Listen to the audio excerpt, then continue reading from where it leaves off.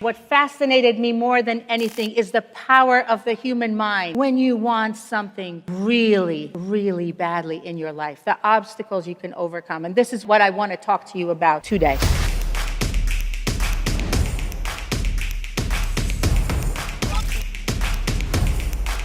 Most of the world stands by the elevator button, hits it over and over again, repeats the same behavior again just to get the same results, then says, why? Why does it always happen to me? Maybe it's destiny. It's got to be some kind of thing. Every time I come to speak and every time I work with a company or an organization, what I hear over and over again is, oh, change. People don't like change. Most of the people resist change. How do we learn to embrace it?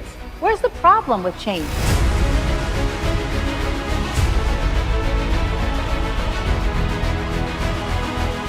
Anybody here works in a building that has an elevator? Raise your hand if you do. Elevators? Okay. Watch this. Tell me if you've ever seen this before.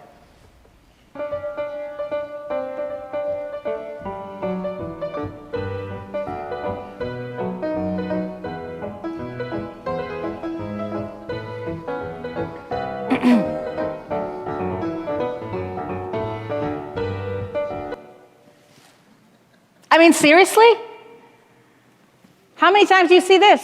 Someone comes to the elevator, they hit the button, the elevator's not coming, so what do? What do? Hit again. And it's not coming, so what do? Hit again, longer and harder, and now with frustration because it's not coming any faster. And I like to look, I'm an observer, I like to look at people and behavior, that's just my thing, it's my hobby. So I looked at this and I thought to myself, how come?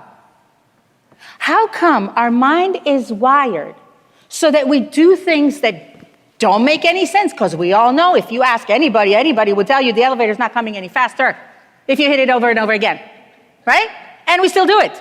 Me too, right? So I asked myself, why? And then I asked myself, Michelle, where in your life do you do that? Where in your life do you stand by the elevator button and you hit it over and over and over again and then with increased intensity just to get the same result? And this, my friends, because by now we're friends, this is the basis of change. Because by default, when we're not focused, we're always going to stand there in our lives with the people we love and with the people we need, and we're going to hit the elevator button over and over again and repeat the same behaviors just to get the same results. So everything that we'll talk about today has to do with how do we not do that? Because most of the world, outside of you guys, because we're going to do something differently today, and I'll teach you how to negate that, but most of the world does exactly that. Most of the world stands by the elevator button, hits it over and over again, repeats the same behavior again, just to get the same results, and then says, why? Why does it always happen to me? Maybe it's destiny. It's got to be some kind of force. No, it's not. You're standing by the elevator button. Every time I come to speak and every time I work with a company or an organization, what I hear over and over again is, oh, change. People don't like change. Everybody resists change, or most of the people resist change. It's a big problem. How do we learn to embrace it? And then I asked myself, just because I like to ask questions, why? Why do people not like change? Where's the problem with change? Why don't people just say, hey, listen, I'm standing there by the elevator button, hitting the button over and over again. I feel like doing something different because I want to get a different result, so I'm just going to do something different. That's great for me. That's a great opportunity. How about I do that? And instead, you get large groups of people that dig their heels in the ground and say, I don't want to do that. We've been doing it that way for 30 or 40 or 20 or 10 or whatever, 15 years, and it worked just fine.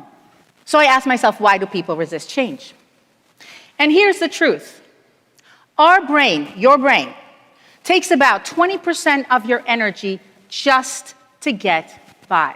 That means that to come here today, sit here with me, maybe answer some emails in the morning, a little bit of social media, a little bit of the news, get dressed, talk to some people, come here and sit with me, that's 20% of your energy already. That's a huge amount of energy just to do your day-to-day.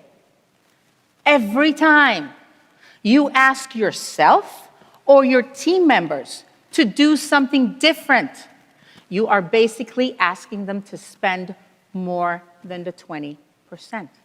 You're asking them to work harder, and you're asking their brains to spend more energy, and the brain doesn't like that. The brain says, come on, leave me alone. I'm perfectly fine being on the 20%. I would rather stay there. So when you are working to create a change, whether as a leader that leads their team through new technology, new regulations, new leadership, new expectation, or in your personal life, you are basically asking your brain or other people's brain to spend more than 20%. So basically, we are working against our own brain, because the brain will always pull towards standing by the elevator button, repeating the same behaviors over and over again. And so we'll talk today about how to do that, how to help your team members embrace change, even if it's asking them to spend more than the 20%. This may be the day that things change for you. You know, I look at life as if it was some kind of a ship. You start life, ship goes in the ocean. I mean, you don't have to put anything in the GPS. It's a ship, it's going, right? You're going to end up somewhere, doing something, living somehow.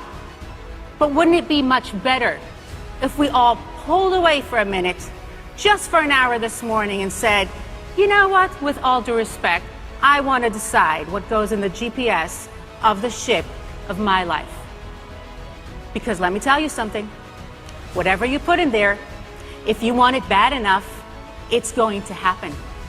That is the magic of how the human mind works.